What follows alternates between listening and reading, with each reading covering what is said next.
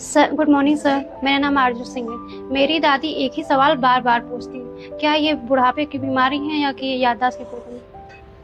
अच्छा, बहुत अच्छा सवाल है कि मेरी दादी सेम क्वेश्चन बार बार पूछ रही हैं। ये क्यों पूछ रही हैं? बुढ़ापे की वजह से पूछ रही हूँ कि याददाश्त में कमी आ गई है, डिमेंशिया होने लगा है, या डेलीरियम होने लगा है, एक्यूट कंफ्यूजनल स्टेट होने लगी है क्या मसला? कैसे तुम रिकॉग्नाइज करो कि ये याददाश्त धीरे धीरे कम हो रही है, साइलेंट डिमेंशिया है, या डेलीरियम हो रहा है सीनियर सिटीजन में या वृद्ध जनों में, या ये नॉर्मल एजिंग की वजह से हो रहा है? क्या वार्निंग साइंस हमें पता होने चाहिए। डिमेंशिया, याददाश्त की बीमारी, हमेशा याद रखिए स्लो ऑनसेट होगी, धीरे धीरे होगी।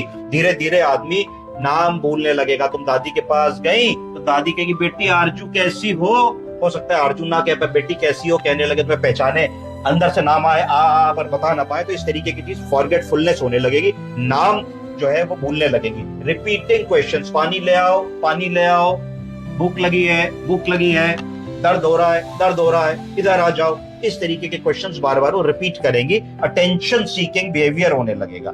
रीसेंट कन्वर्सेशन भूल जाएंगी। तुम कहोगी दादी अभी तो पानी पिलाया था, अभी तो देखो तुम्हें चाय दी थी मैंने, अभी तो देखो तुम्हारे साथ में बैठी लूडो खेल रही थी। वो धीरे धीरे भूल जाएंगी पुरानी चीजों को और गेट्स कंफ्यूज्ड इन न्यू प्लेसेस। अगर तुम नई जगह पे उनको ले जाओगी तो कंफ्यूज्ड होंगी, कंफर्टेबल नहीं होंगी, एडजस्ट नहीं कर पाएंगी। कि तुम सोचो उनको दुकान ले जाओ, मार्केट ले जाओ, घुमाने ले जाओ, रिश्तेदारी में ले जाओ, पार्टी में ले जाओ, तो she will not be very happy, क्योंकि उनका दिमाग जो है वो नई नई चीजों को एकोमोडेट नहीं कर पाएगा, एडजस्ट नहीं कर पाएगा। तो अगर ऐसे फीचर हंस क्यों रही हो, तो अगर ऐसे फीचर्स हंस क्यों रही हो बेटे, किसी के साथ भी हो सकता है। तो अगर ऐसे फीचर्स हो रहे हैं तो उसको डिमेंशिया कहा जाएगा। अब दूसरी बात है डेलीरियम।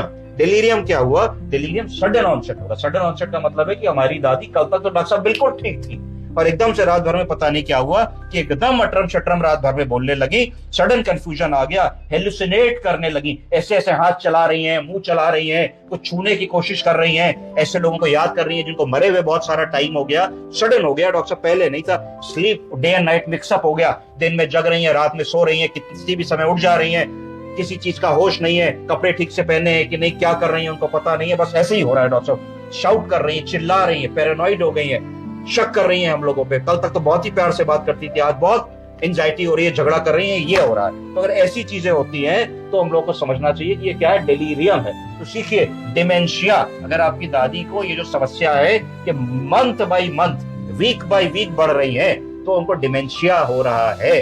और अगर मान लीजिए सडन चेंज है, एक दो दिन में हो गया, तो डेलीरियम हो रहा है।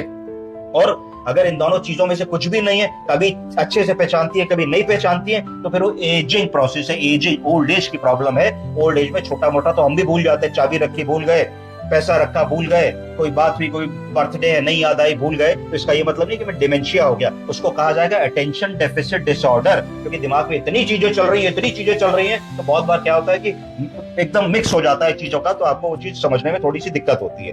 अब एज ए नर्सिंग अफसर, अगर आपने देखा कि कल आप रात को मरीज छोड़ के गई थी, बिल्कुल टनाटन था, और एकदम से सुबह आई तो डेलीरियस लगने लगा, आए बाएं शाएं, हेलुसिनेट कर रहा है, हाथ चला रहा है, पैर चला रहा है, तुम्हारी बात नहीं सुन रहा है, तो क्या करना चाहिए तुमको? सबसे पहले तुमको इंजेक्शन चेक करने चाहिए, इसको क्या क्या इंजेक्शन लग रहे हैं, इसको कोई इन्फेक्शन तो नहीं हो गया। जनरली ओल्ड एज में भर्ती मरीज में अगर एक्यूट ऑनसेट डेलीरियम हो रहा है, तो सबसे बड़ा कारण होगा या तो यूरिन में इन्फेक्शन हो रहा होगा, या कैथेटर इंड्यूस्ड इन्फेक्शन हो रहा होगा, या आंतों में इन्फेक्शन हो रहा होगा, या फिर लंग्स में इन्फेक्शन हो रहा होगा, या निमोनिया हो रहा होगा उसको। तो इन चीजों के लिए तुम्हें मरीज को एसेस करना पड़ेगा।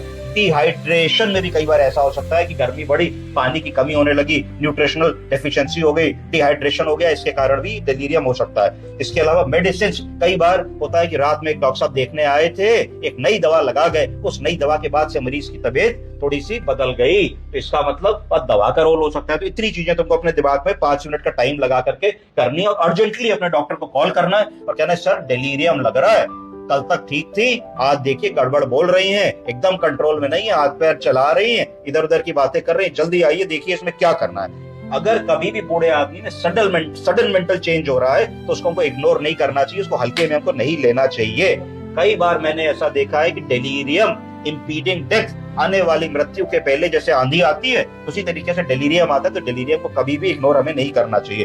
डिमेंशिया अगर है कि आरजू की दादी इसको महीनों से भूल रही है धीरे धीरे, तो उसमें बहुत कुछ हम नहीं कर पाएंगे। उसमें केयर और प्लानिंग से ही काम चलेगा कि दादी गिर ना पड़े, दादी को समय से खाना मिल जाए, दादी को समय से नहला दिया जाए, दादी को हाथ पकड़ के टहला दिया जाए, दादी के साथ थोड़ा समय बिताया जाए, दादी के कान में कुछ गाना लगा दिया जाए, भजन लगा दिया जाए, केयर एंड प्लानिंग।